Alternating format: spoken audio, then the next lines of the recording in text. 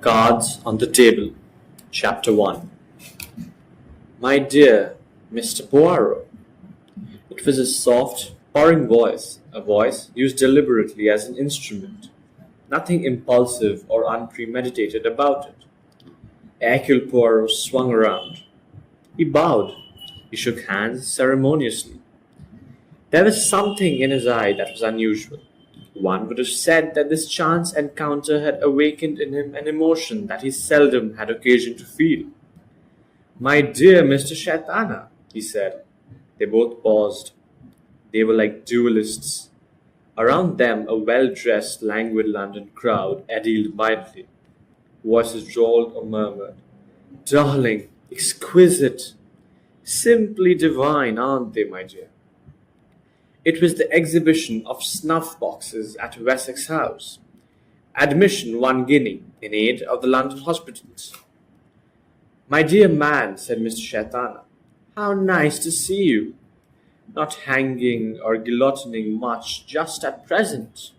Slack season in the criminal world. Or is there to be a robbery here this afternoon? That would be too delicious. Alas, Monsieur, said Mr. Poirot, I am here in a purely private capacity.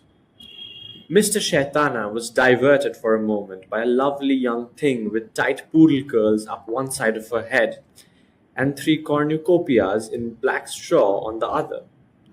He said, My dear, why didn't you come to my party? It was really a marvelous party. Quite a lot of people actually spoke to me.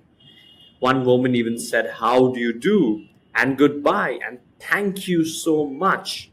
But, of course, she came from a garden city. Poor dear. While the lovely young thing made a suitable reply, Poirot allowed himself a good study of the hirsute adornment on Mr. Shaitana's upper lip. A fine moustache. A very fine moustache. The only moustache in London, perhaps, that could compete with that of Monsieur Hercule Poirot. But it is not so luxuriant, he murmured to himself. No, decidedly it is inferior in every respect. But it catches the eye. The whole of Mr. Shaitana's person caught the eye. It was designed to do so. He deliberately attempted a Mephistophelian effect. He was tall and thin. His face was long and melancholy. His eyebrows were heavily accented and jet black. He wore a moustache with stiff waxed ends and a tiny black imperium. His clothes were works of art, of exquisite cut, but the suggestion of the bizarre. Every healthy Englishman who saw him longed earnestly and fervently to kick him. They said, with a singular lack of originality, There's that damned Dago, Shaitana. Their wives, daughters, sisters, aunts, mothers, and even grandmothers said, varying the idiom according to their generation, words to this effect. I know, my dear, of course. He's too terrible, but so rich, and such marvelous parties. And he's always got something amusing and spiteful to tell you about people. Whether Mr. Shaitana was an Argentine or Portuguese or Greek or some other nationality rightly despised by the insular Briton, nobody knew. But 3 facts were quite certain. He existed richly and beautifully in a super flat in Park Lane. He gave wonderful parties, large parties, small parties, macabre parties, respectable parties, and definitely queer parties. He was a man of whom nearly everybody was a little afraid. Why, this last was so hardly to believe that he was stained in definite words. There was a feeling, perhaps, that he knew a little too much about everybody. And there was a feeling, too, that his sense of humor was a curious one. People nearly always felt that it would be better not to risk offending Mr. Shaitana. It was his humor this afternoon to bait that ridiculous little man, Hercule Poirot. So, even a policeman needs little recreation, he said. You study the arts in your old age, Monsieur Poirot. Poirot smiled good humoredly. I see, he said, that you have yourself lent these three snuff boxes to the exhibition. Mr. Shaitana waved a deprecating hand.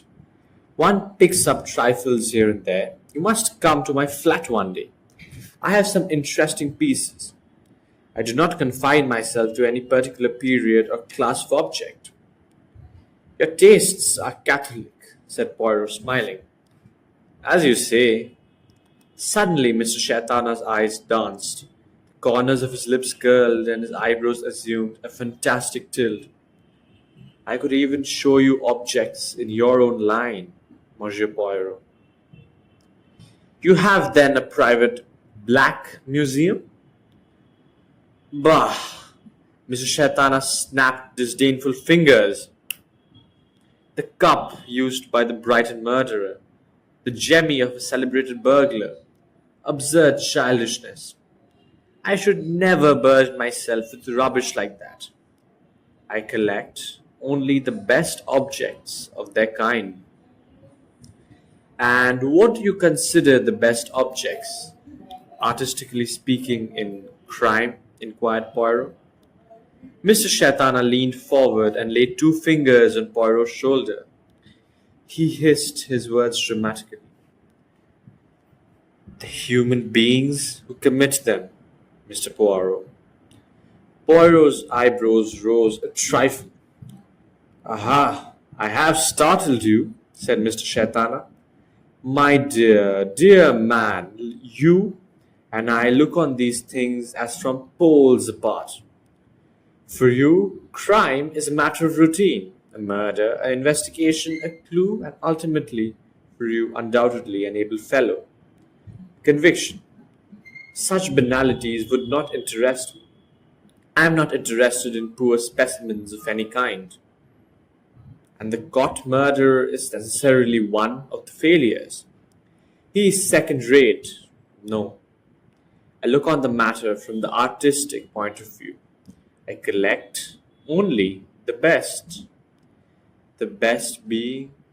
Asked Mr. Poirot. My dear fellow, the ones who have gotten away with it, the success, the criminals who lead an agreeable life, which no breath of suspicion has ever touched. Admit that it is an amusing hobby. It was another word I was thinking of, not amusing.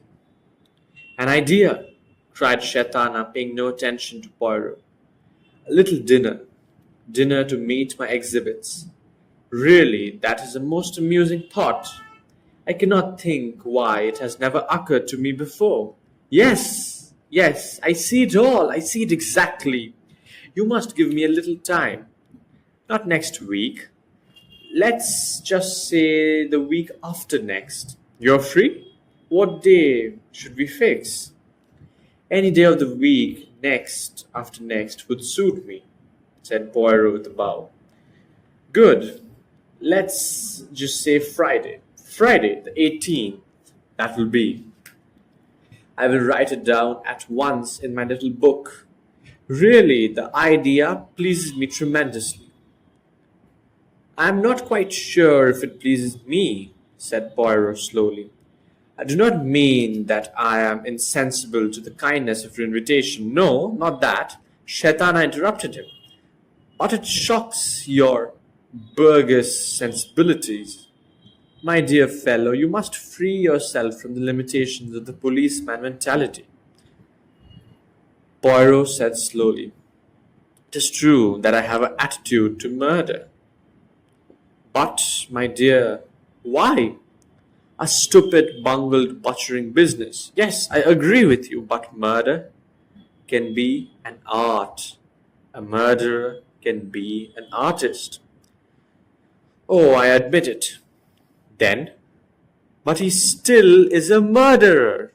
Surely, my dear Miss Poirot, to do a thing supremely well is a justification. You want very unimaginatively to take every murderer, handcuff him, shut him up, and eventually break his neck from him in the early hours of the morning.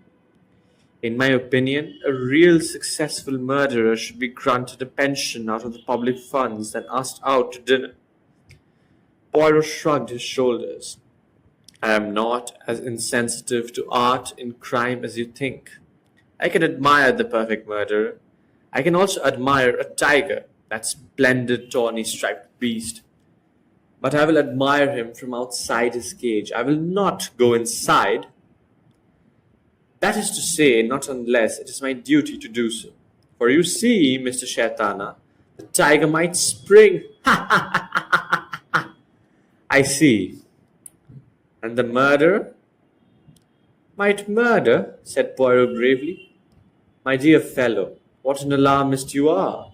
Then you will not come to meet my collection of, let's call them tigers? On the contrary, I shall be enchanted. How brave. You do not quite understand me, Mr. Shaitana. My words were in the nature of a warning. You asked me just now to admit that your idea of collection of murderers was amusing. I said I could think of another word other than amusing.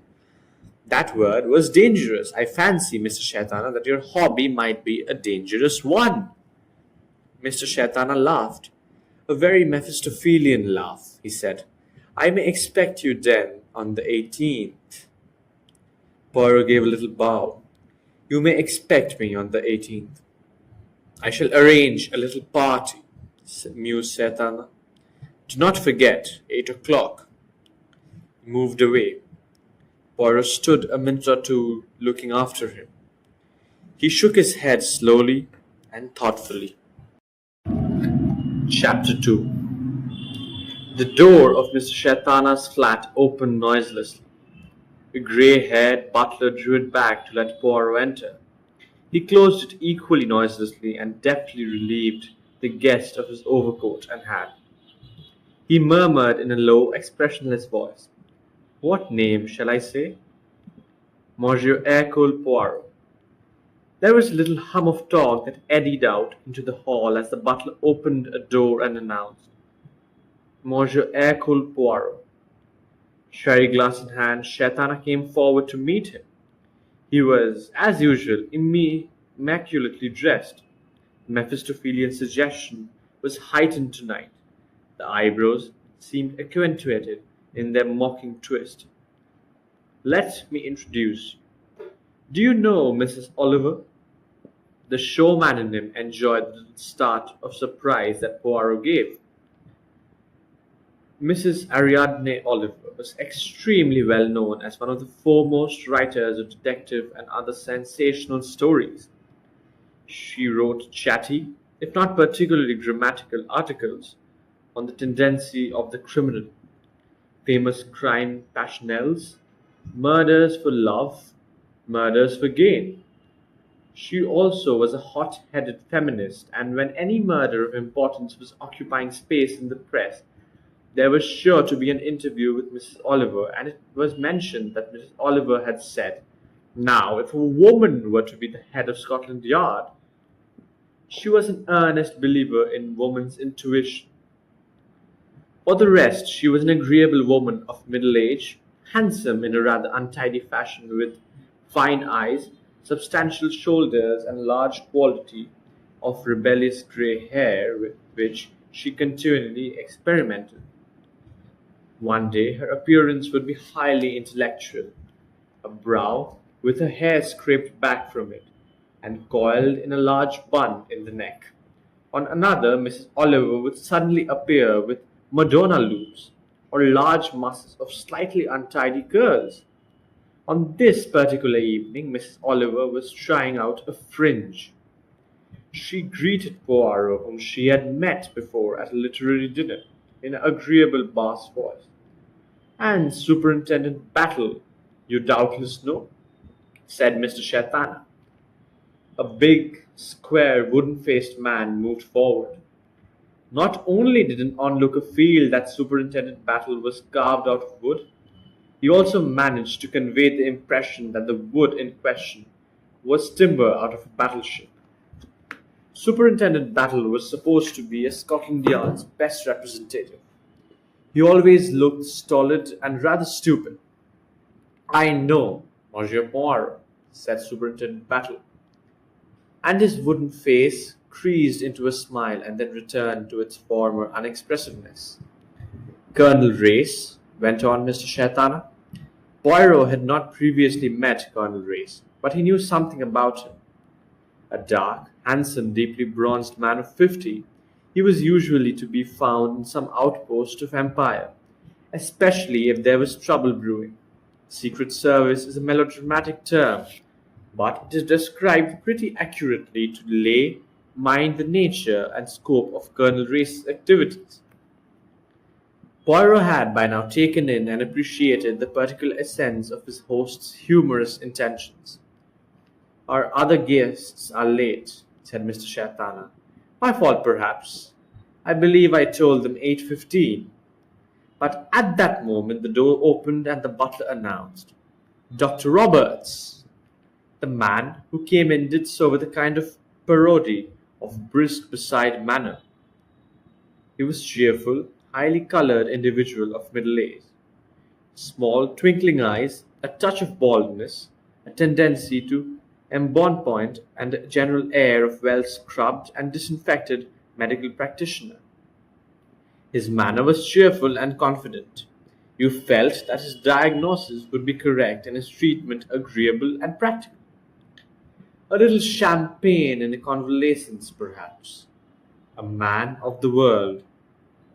Not late, I hope, said Dr. Roberts genially. He shook hands with his host and was introduced to the others. He seemed particularly gratified at meeting Battle. Why, you're the one of the big noises at Scotland Yard, aren't you? This is interesting. Too bad to make you talk shop, but I warn you, I shall have a try at it. Always been interested in crime. Bad thing for a doctor, perhaps. Mustn't say so to my nervous patients. Ha! Again the door opened. Mrs. Lorimer. Mrs. Lorimer was a well-dressed woman of 60. She had finely cut features, beautifully arranged grey hair, and a clear, incisive voice. I hope I'm not too late, she said, advancing to her host. She turned from him to greet Dr. Roberts, with whom she acquainted. The butler announced, Major Despard. Major Despard was a tall, lean, handsome man, his face slightly marred by a scar on the temple. Introductions completed, he gravitated naturally to the side of Colonel Race, and the two men were soon talking about sport and comparing their experiences on safari. For the last time, the door opened and the butler announced, Miss Meredith. A girl in the early 20s entered. She was of medium height and pretty. Brown curls clustered in her neck. Her grey eyes were large and wide apart. Her face was powdered but not made up. Her voice was slow and rather shy. She said, Oh dear, am I the last?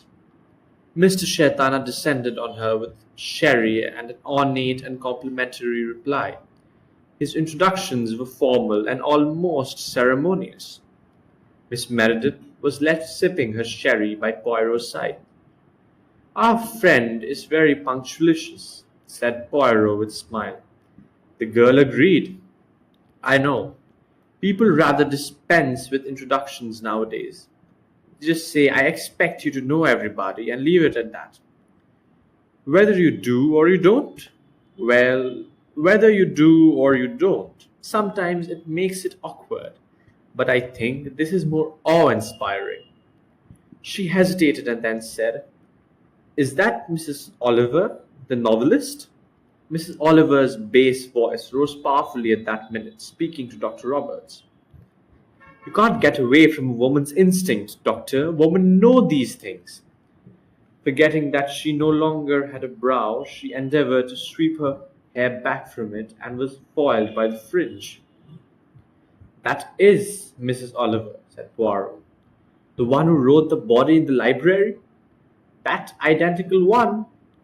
Miss Meredith frowned a little. And that wooden-looking man, the superintendent, did Mr. Shaitana say? From Scotland Yard. And you? Me? I know all about you, Monsieur Poirot. It was you who really solved the ABC crimes. Mademoiselle, you cover me with confusion. Miss Meredith drew her brows together. Mr. Shaitana, she began and stopped. Mr. Shaitana, Poirot said quietly. One might say he was crime-minded. It seems so. Doubtless he wishes to hear us dispute ourselves. He is already egging on Mrs. Oliver and Dr. Roberts. They are now discussing untraceable poisons. Miss Meredith gave a little gasp as she said, What a queer man he is! Dr. Roberts? No, Mr. Shaitana. She shivered a little and said, There's always something a little frightening about him, I think. You never know what will strike him as amusing. It might be something cruel, such as fox hunting, eh? Miss Meredith threw him a reproachful glance. I meant, something oriental. He has perhaps the torturous mind, admitted Poirot. Torturers? No, no, torturos, I said. I don't think I like him frightfully, confided Miss Meredith, her voice drooping. You will like his dinner, though, Poirot assured her. He has a marvellous cook. She looked at him doubtfully and then laughed. Why, she exclaimed, I believe you are quite human. But certainly I am human. You see, said Mrs. Meredith, all these celebrities are rather intimidating. Mademoiselle, you should not be intimidated. You should be thrilled. You should have already your autograph book and your fountain pen. Well, you see, I'm not really terribly interested in crime. I don't think women are. It's always men who read detective stories.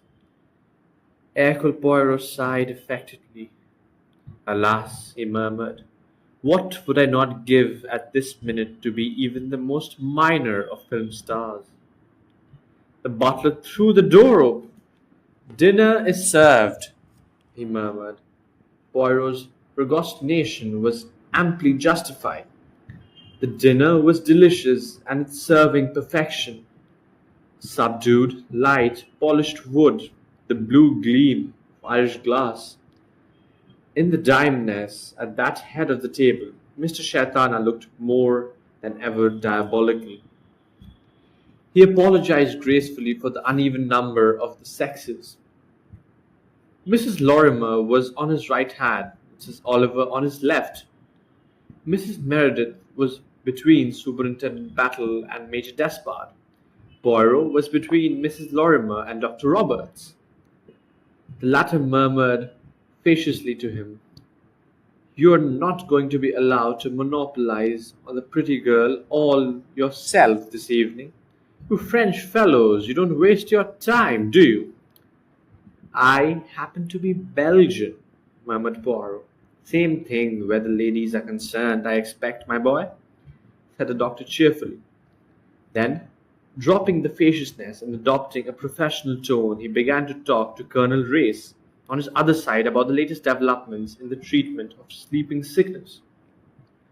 Mrs. Lorimer turned to Poirot began to talk of the latest plays. Her judgments were sound and her criticisms apt. They drifted onto books and then to world politics. He found her a well-informed and thoroughly intelligent woman. On the opposite side of the table, Mrs. Oliver was asking Major Despard if he knew of any unheard of out-of-the-way poisons. Well, there's curare. My dear man, that's been done hundreds of times. I mean, something new, Major Despard said dryly. Primitive tribes are rather old-fashioned. They stick to the good old stuff their grandfathers and great-grandfathers used before them. Very tiresome of them, said Mrs. Oliver. I should have thought that they were always experimenting with pounding up herbs and things. Such a chance for explorers, I always think. They could have come home and kill off all their rich old uncles with some new drug that no one's ever heard of. You should go to civilization, not to the wilds for that, said Despard. In the modern laboratory, for instance, cultures of innocent looking germs that will produce bona fide diseases. That wouldn't do for my public, said Mrs. Oliver. Besides, one is so apt to get the names wrong. Staphylococcus, streptococcus, and all those things so difficult for my secretary, and anyways rather dull, don't you think so?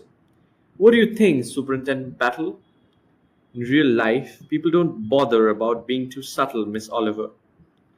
And the superintendent said, they usually stick to the arsenic because it's nice and handy to get hold of. Nonsense. That's simply because there are a lot of crimes you people at Scotland Yard never find out. Now, if you had a woman there, as a matter of fact, we have. Yes, those dreadful policewomen in funny hats who bother people in parks. I mean, a woman at the head of things. Women who know about crime. They're usually very successful criminals, said Superintendent Battle. Keep their heads high. It's amazing how they'll brazen things out. Mr. Shatana laughed gently. Poison is a woman's weapon.